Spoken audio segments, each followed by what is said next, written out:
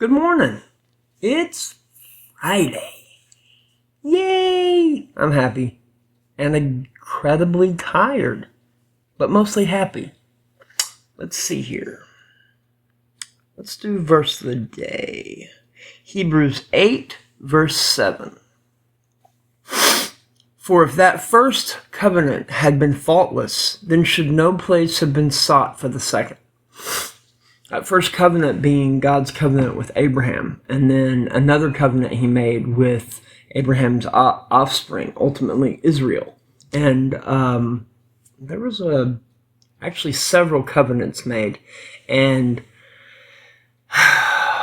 for if that first covenant had not been faultless, every single covenant God made with us ultimately fell.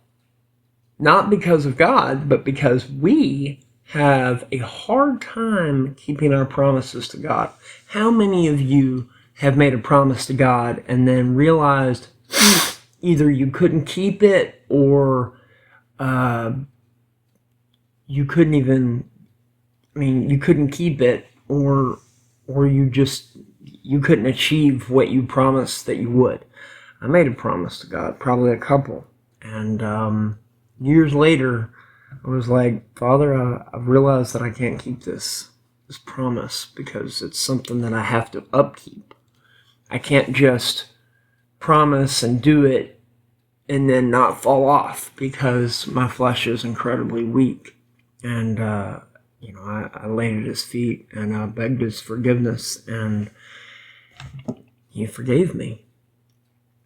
So, because that first covenant failed, and the next one, because we as human beings have a hard time holding ourselves to the measure of God, he sent Jesus. And that covenant was made by Jesus.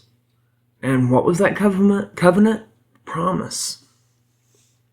Him going through all of that pain and suffering and dying on the cross so that our sins could be washed away permanently.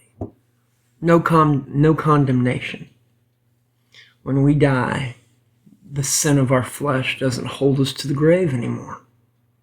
So thank the Lord that he loves us so much that he would make a covenant that was no longer bound to what we ourselves were capable of.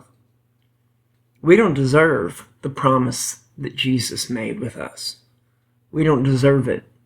And yet, he still made that promise. Crazy. Amazing. Awesome. Epic. Anyway, everyone have a very blessed day. See you tomorrow.